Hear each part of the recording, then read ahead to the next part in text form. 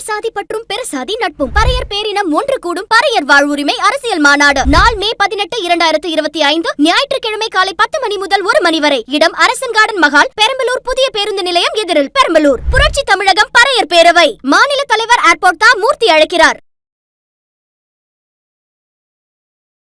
ஆரம்பத்திலிருந்தே இதை இந்த கலாச்சாரத்தை அவர் சீமான் அண்ணன் அவருடைய கட்சியில் புகுத்த ஒவ்வொரு கட்சிக்கும் ஒரு கலாச்சாரம்.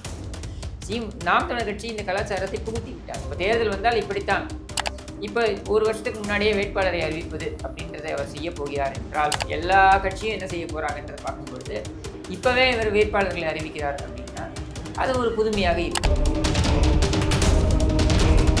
நம்ம நிறைய பேர் சொல்லலாம், தேர்தல்லாம் பணம் விளையாடுகிறது, லோக்கல் செல்வாக்கு இருக்கணும், இதெல்லாம் தேவைப்படுது அப்படின்ட்டு. இதெல்லாம் எனக்கு தேவையில்லை அப்படின்னு சொல்லி நிற்கக்கூடிய ஒரு கட்சியாக நாம் தமிழர் கட்சி இருக்கு. போராட்டி போகும், நமக்காக நான் பேசுவேன் அப்படின்ட்டு இதை மக்கள் புரிந்து கொள்வது அப்படின்றது காலம் எடுக்கும். அவ்வளவுதான், வேற ஒன்று.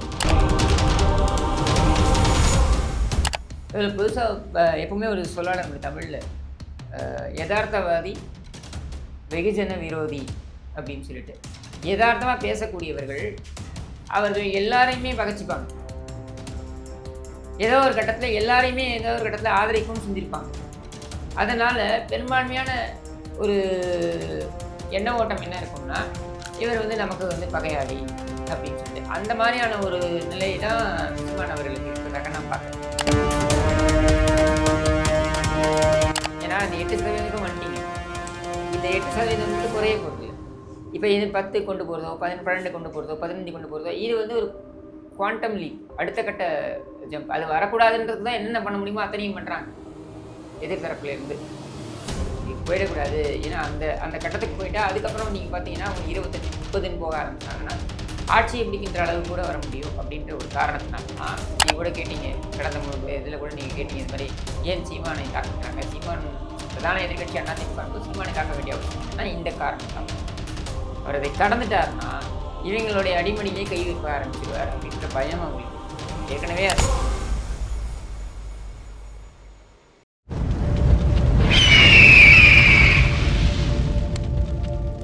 அரசியல் கருத நேயர்களுக்கு வணக்கம். இன்று நம்மோது இணையம் சிறப்பு விருந்தினர் அரசியல் விமர்சகர் திரு கிஷோர் கேஸ்வாமி அவர்.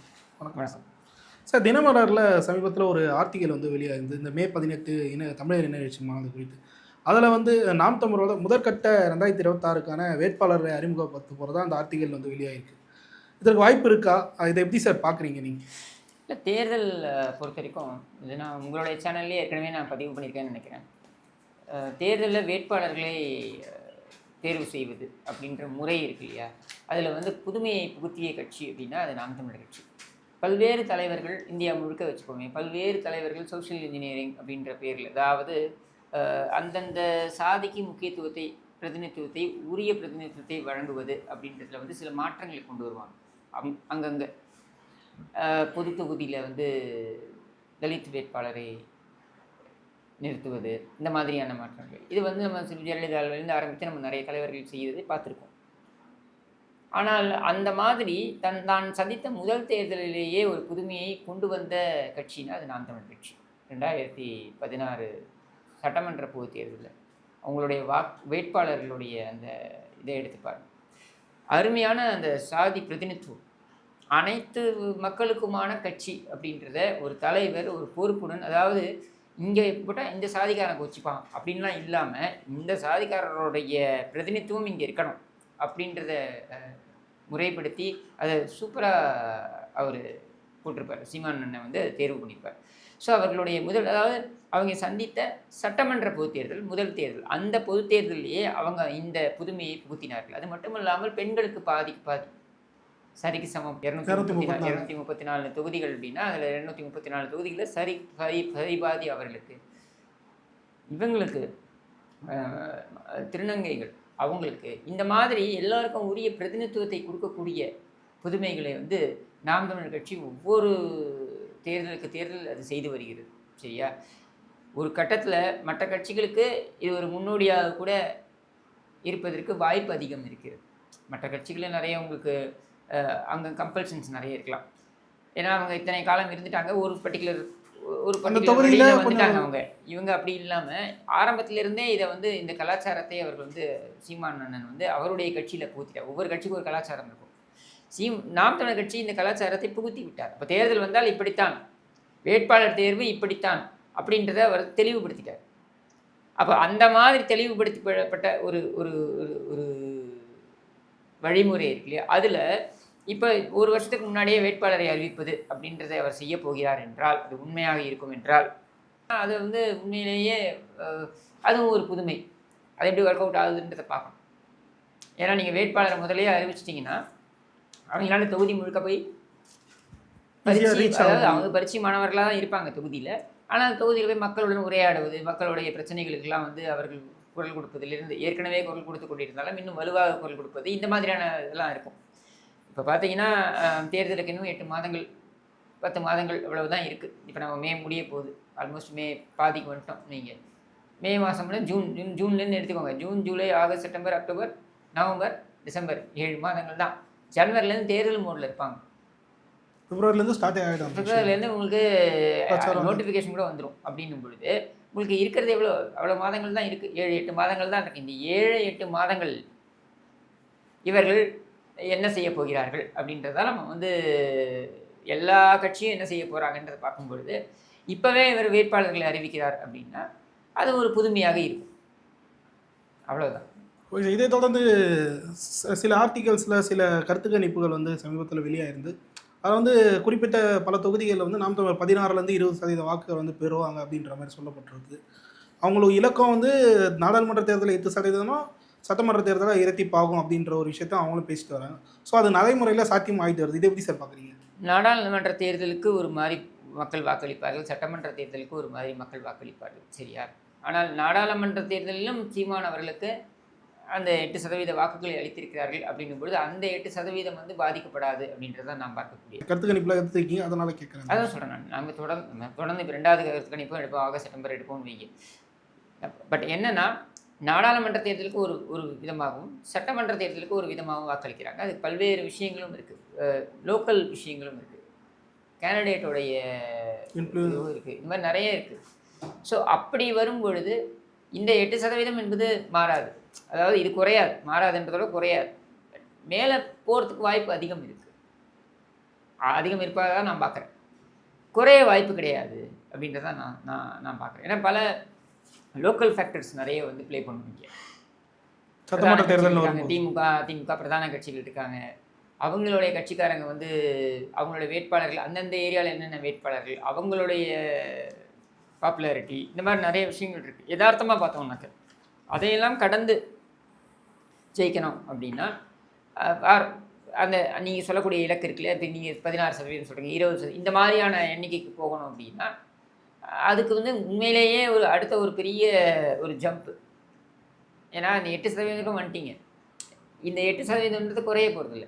இப்போ இது 10 கொண்டு போகிறதோ, 12 கொண்டு போகிறதோ, 15 கொண்டு போகிறதோ, இது வந்து ஒரு குவாண்டம் லீப், அடுத்த கட்ட ஜம்ப். அது வரக்கூடாதுன்றது தான் என்னென்ன பண்ண முடியுமோ அத்தனையும் பண்ணுறாங்க எதிர்த்தரப்புலேருந்து. இது போயிடக்கூடாது, ஏன்னா அந்த கட்டத்துக்கு போயிட்டா அதுக்கப்புறம் நீங்கள் பார்த்தீங்கன்னா அவங்க 25-30ன்னு போக ஆரம்பிச்சிட்டாங்கன்னா ஆட்சியை பிடிக்கின்ற அளவு கூட வர முடியும் அப்படின்ற ஒரு காரணத்தினால தான் அந்த 8 அப்படின்றதுலேயே அவங்க வந்து உங்களுக்கு வந்து ப்ரெஷர் போடுறாங்க. நீங்கள் கூட கேட்டீங்க, கடந்த இதில் கூட நீங்கள் கேட்டீங்க, இந்த மாதிரி ஏன் சீமானை தாக்குறாங்க, சீமான் பிரதான எதிர்கட்சி அதிமுக போது சீமானை தாக்க வேண்டிய அவசியம் என்னென்னா இந்த காரணம் தான். அவர் அதை கடந்துட்டார்னா இவங்களுடைய அடிமடியிலே கை வைக்க ஆரம்பிச்சிருவார் அப்படின்ற பயம் அவங்களுக்கு இருக்குது. ஏற்கனவே அதான் செய்கிறார், அது வேறு விஷயம். ஆனால் அதிமுக இருக்கிற வரைக்கும் அவங்களுக்கு அந்த சிக்கல் வரலையோ, ஏன்னா 2மே திராவிட கட்சின்றதுனால. இல்லை, நான் உங்களுக்கு கடந்த முறையே நான் சொன்னேன், அதிமுகவை பொறுத்த வரைக்கும் நீங்கள் சித்தாந்த ரீதியிலாக அவர்கள் இந்த தேர்தலை அணுகுவதில்லை. அவர்களுடைய சித்தாந்தம் கொள்கையெல்லாம் ஒன்று தான், மக்களுடைய பிரதிநிதித்துவம், மக்களுடைய தேவை, இதை மட்டும்தான் அவங்க இது பண்ணுறாங்க. பட் நீங்கள் நாங்கள் மாதிரியான கட்சியெல்லாம் பார்த்தீங்கன்னாக்கா நீங்கள் சித்தாந்தங்களை கொண்டு வரோம், அந்த சித்தாந்தங்கள் மக்களுக்கு முழுமையாக புரியணும். ஏன்னா சமரசம் இல்லாத ஒரு சித்தாந்தமாக இருக்கும்பொழுது அது மக்களுக்கு போய் புரியணும் இல்லையா?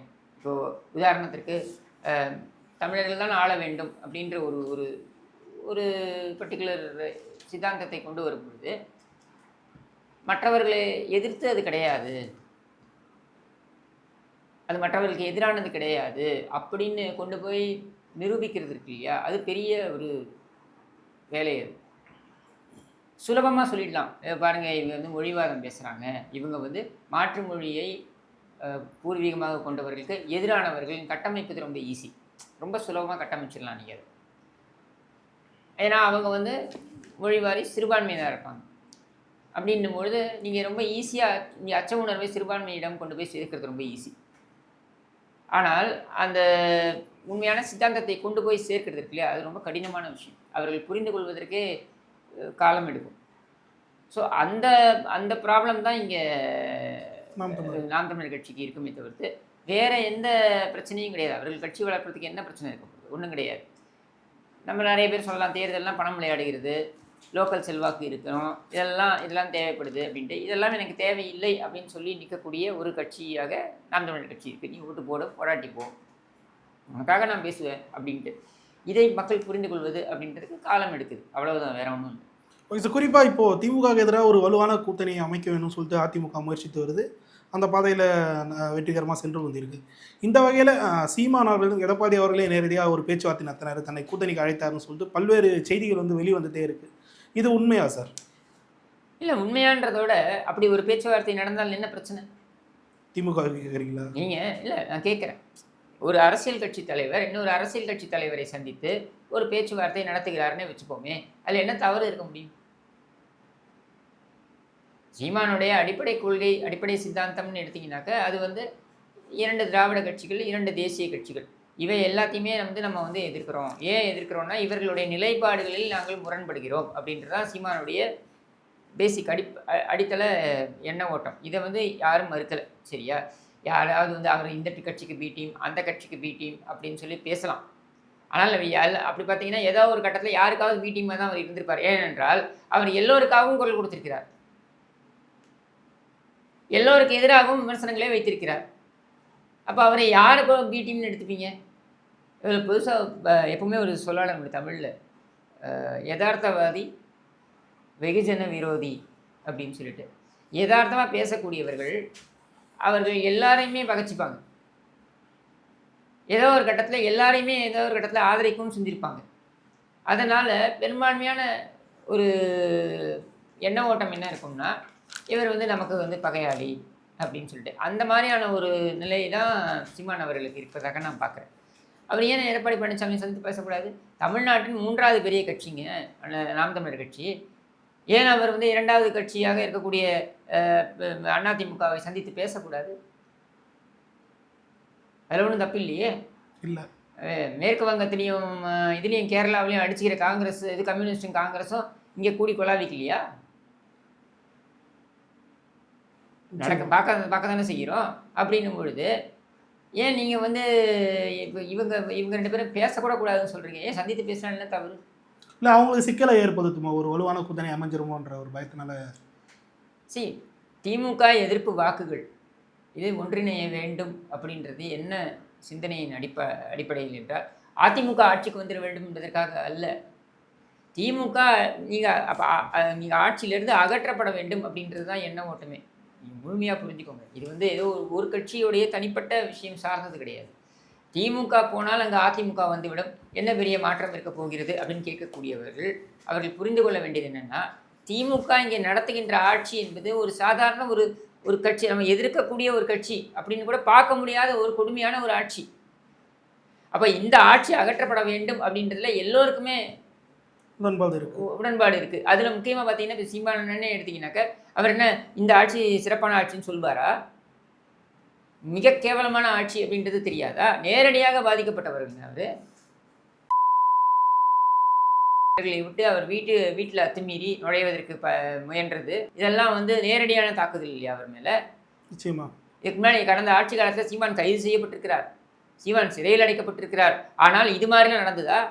தனிப்பட்ட விதத்தில் தாக்குதல்கள் இந்த மாதிரி நடந்திருக்கா? இங்கே ஒருவருடைய வீட்டில் ஒரு எதிர்கருத்து சொன்னான்றதுக்காக வீட்டில் பூந்து மலத்தை கொட்டுறான். இத்தனைக்கும் 24 மணி நேரம் சர்வேலன்ஸ் இருக்கக்கூடிய ஒரு நபர் சவுக்கு சங்கர் இல்லையா? 24 மணி நேரமும் சர்வேலன்ஸ் இருக்கக்கூடிய ஒரு நபர் வீட்டுக்குள்ளே, போலீஸ் சர்வேலன்ஸ் இருக்கக்கூடிய ஒரு நபர் வீட்டுக்குள்ளே ஒரு கும்பல் போய் மலத்தை குட்டி அதை ஃபேஸ்புக்கில் லைவ் எடுத்து போடுறான். இவர்களை கைது செய்வதற்கு கூட நம்ம வந்து போராட்டம் நடத்த வேண்டியிருக்கு. அப்படியே அதுக்கப்புறம் கைது செய்கிறோம்னு சம்பிரதாயத்துக்கு கைது பண்ணி உடனே கொண்டு போய் நீதிமன்றத்தில் ஆஜர் பண்ணி உடனே பெயில். மற்றவங்களுக்கெல்லாம் பார்த்தீங்கன்னா கூட்டு போய் நிறுத்தி உடனே ரிமாண்ட். இவங்களுக்கு மட்டும் இந்த சிறப்பு சலுகை. அப்போது இந்த சிறப்பு சலுகையெல்லாம் இந்த சமூக விரோதிகளுக்கு வழங்கி கொண்டிருக்கின்ற சமூக நீதியை குழி தோண்டி புதைத்து விட்ட ஒரு கேவலமான மட்ட ரகமான இந்த ஆட்சி போக வேண்டும் அப்படின்றதுல ஒருமித்த கருத்து இருப்பதில் என்ன ஆச்சரியம்? அப்படி ஒருமித்த கருத்து இருக்கிறது என்றால் அவர்கள் எல்லோரும் ஏதோ ஒரு இடத்தில் உடன்பட வேண்டும் என்று நினைப்பதில் தவறேறும் இருக்க முடியாது. ஆனால் இங்கே பிரச்சனை என்ன அப்படின்னா, சீமானுக்கு இருக்கக்கூடிய நெருடல் பிரச்சனை என்னவாக இருக்கும் என்றால் அவருடைய தனித்துவத்தை அவர் இழக்க நேரிடும். அதை அவர் விரும்ப மாட்டார் அப்படின்றது தான் என்னுடைய புரிதல். சரியா? அவருடைய தனித்துவத்தை இழப்பதற்கு அவர் விரும்ப மாட்டார். பட் அதை கடந்து நான் சிந்திக்க வேண்டும் அப்படின்னு எதிர்பார்ப்பது. அவங்க சிந்திக்கிறது, அவங்க முடிவெடுக்கிறது, அது எதுவாக இருந்தாலும் அவங்க மதிக்க போகிறோம். சரியா? ஆனால் என்னுடைய தனிப்பட்ட கருத்து அப்படின்றத இங்கே வெளிப்படுத்துகிறேன். என்னன்னா, திமுக அகற்றப்பட வேண்டும் என்பது எதற்காக என்றால் பல்வேறு விஷயங்களுக்காக அகற்றப்பட வேண்டும். ஒன்று என்ன, எனக்கு கூட்டணி கட்சி என்ற பெயரில் என்னிடம் எண்ணிக்கை இருக்கிறது. 1%, 1.5%, 2% எண்ணிக்கை இருக்கிறது. அதை வைத்து இந்த திமுகவிடமிருந்து வாங்கி கொள்ள வேண்டியதை வாங்கி கொண்டு என் கட்சியை அடமானம் வைத்து இந்த கொடுங்கோல் ஆட்சிக்கு நான் துணை போவேன் அப்படின்னு சொல்லக்கூடிய இந்த இருக்காங்க பாருங்க. திருமாவளவன், வைகோ, இந்த காங்கிரஸ், கம்யூனிஸ்ட், இவர்கள் எல்லோரும் முதல்ல திமுகவை விட அதிகமாக எதிர்கொள்ளப்பட வேண்டியது அல்லது எதிர்க்கப்பட வேண்டியது இவர்கள் தான். இந்த மொத்த கும்பலும் இந்த கும்பலையும் அப்படியே தூக்கி அப்புறப்படுத்தணும். சரியா? அடுத்து இந்த இடத்துல திறமை இருந்தாலும் இல்லை என்றாலும் என் மகனை கொண்டு நான் துணை முதலமைச்சர்னு ஆக்குவேன். இதை அங்கீகரிப்பது போல ஆகாதா? நான் திமுகவுடைய எதிர்ப்பு வாக்குகளை பிரித்து விட்டேன், திமுக ஆட்சியில் மீண்டும் அமர்ந்து விட்டது, கருணாநிதி மீண்டும் அங்கே கோல் வச்சுவார், ஸ்டாலின் ஓய்வு எடுத்துக் கொள்வார், இப்பவும் அதான் எடுத்துக்கிட்டு இருக்காரு சொல்கிறேன். அப்போ முதலமைச்சராக கூட அறிவிக்கப்படக்கூடிய துர்பாகியமான சூழல் ஏற்படும். இப்படியெல்லாம் ஏற்பட்டால் இது சரி அப்படின்னு நீங்கள் அங்கீகரிப்பது போல ஆகிவிடும். இதற்கு நாம் துணை போனது போல ஆகிவிடும். இதை நம்ம ஏற்கப் போகிறோமா? அதிமுக ஆட்சியில் இருக்குது, அதிமுக ஆட்சி போகணும்னு சொல்கிறோம், எதிர்க்கிறோம், சண்டை போடுறோம், அது வேற. முன்னாடி இவர் புரட்சித்தலைவர் எம்ஜிஆர் ஆட்சியில் இருந்தார், அப்புறம் அம்மா ஆட்சியில் இருந்தாங்க, எடப்பாடி பழனிசாமி ஆட்சியில் இருந்தார். சரியா? இப்போ அடுத்தது வேற ஒருத்தர் வந்தால் வேற ஒருத்தர் இருப்பார். இப்படி இந்த மாதிரி எதிர்கொள்கிறதுன்றது வேற. சரியா? இன்றைக்கி நாம் தமிழ் ஒருங்கிணைப்பாளர், தலைமை ஒருங்கிணைப்பாளர் சீமானன் இருக்கார். அவர் 100 ஆண்டுகள் வாழ்வார், அதில் ஒன்றும் மாற்று கருத்து கிடையாது. பட் அவர் காலத்துக்கு அப்புறம் வேறு ஒரு தலைவர் வருவார். இப்படி. ஆனால் இங்கே என்ன ஆகுது? ஒரு குடும்பம் 1967 இது இருக்குங்க. இந்த குடும்பம் நான் இதை ஒவ்வொரு வீடியோலையும் பதிவு பண்ணுறேன். ஏன்னா மக்கள் மனத்தில் போய் நிற்கணும்னு. 1967 கருணாநிதி அமைச்சரானதுக்கப்புறம் 2025 வரைக்கும் ஒரு குடும்பம் எந்த உழைப்பும் இல்லாமல் எப்போவோ பராசக்தி நான் இதுக்கு கதை எழுதினா, வசனம் எழுதினா கருணாநிதி என்பதற்காக அப்படியே தின்று கொண்டிருக்கும் என்றால், அதை மேலும் அங்கீகரிக்கப் போகிறோம் என்றால், இவர்களை முதலமைச்சர் பதவியில் அமர்த்தி அழகு பார்க்க போகிறோம் அந்த ஒரே தகுதிக்காக அப்படின்னா இது சரின்னு நீங்கள் நினைக்கிறீங்களா? இது ஜனநாயகத்துக்கு உகந்ததுன்னு நீங்கள் நினைக்கிறீங்களா? அப்போது நீங்கள் ஜனநாயகத்தையும் இந்த சமுதாயத்தையும் காப்பது முதன்மையா, அல்லது அதற்காக ஒரு விலையை நாம் கொடுத்து தான் ஆக வேண்டும்? அந்த விலை என்ன அப்படின்றது தான் தேர்தல் அரசியலில் நீங்கள் நமக்கு பிடித்தோ பிடிக்காமலையோ இங்கே வியூகம் எப்படி வகுக்கப்பட்டிருக்குன்றதை பார்க்கணும். திமுக இங்கே சொல்லி கொண்டிருப்பது என்ன? நாங்கள் சிறப்பான ஆட்சியை கொடுத்து விட்டோம், அதனால் எங்களை மீண்டும் ஆட்சி கட்டில் அமர்த்துங்கள்னு சொல்கிறாங்களா? இல்லை. என்ன சொல்கிறாங்க? நாங்கள் சிந்தாமல் சிதறாமல் எங்களோட கூட்டணியை வைத்திருக்கிறோம், கூட்டணி வலுவாக இருக்குது, அதனால் நாங்கள் தான் கூட்டணி வலுவாக இருக்கிறதுனால நாங்கள் வருவோம். அதுவும் என்ன முதலமைச்சர் சொல்கிறாரு, முதல்ல 200ன்னாங்க, அப்புறம் இப்போ 200ன்றது அவங்களுக்கு பிடிச்ச நம்பர். சரியா? முதல்ல 200ன்னாங்க, அப்புறம் 234ன்னாங்க. அதுக்கப்புறம் இப்போ என்ன சொல்கிறாரு? 2026 மட்டுமல்ல, 2031 நாங்கள் தான் வெல்வோம், 2036 நாங்கள் தான் வெல்வோம். ஏன்? 2031 உன் மகன், 2036 உன் பேரன், இவங்கெல்லாம் கோரணும் இல்லையா? தமிழகத்தை பட்டா போட்டு உன் குடும்பத்துக்கு கொடுத்து விட வேண்டும் தானே? ஏற்கனவே பாதி கொடுத்துட்டீங்க. சரியா? அப்போது இந்த மாதிரியான எண்ண ஓட்டத்தை நம்ம இருக்க போகிறோமா? இந்த திமுக இவர்கள் எல்லோரும் கோல் வச்சுவதை வேடிக்கை பார்க்க போகிறோமா? இப்படி சட்டையை எப்படி தூக்கி விட்டுக்கிறான், இப்படி தூக்கி விட்டுன்னு பேசுகிறான் உட்காந்துன்னு. சேகர்பாபுன்னு. இந்த மாதிரி இவர்களை எல்லாம் நம்ம அனுமதிக்க போகிறோமா கோல் வச்சுவதற்கு? இதுதான் கேள்வி. சார் இறுதியாக ஒரே ஒரு கேள்வி சார். இப்போது தமிழ் தேசியம் சொல்லிட்டு இங்கே பேசக்கூடிய நிறைய கட்சிகள் இருக்காங்க.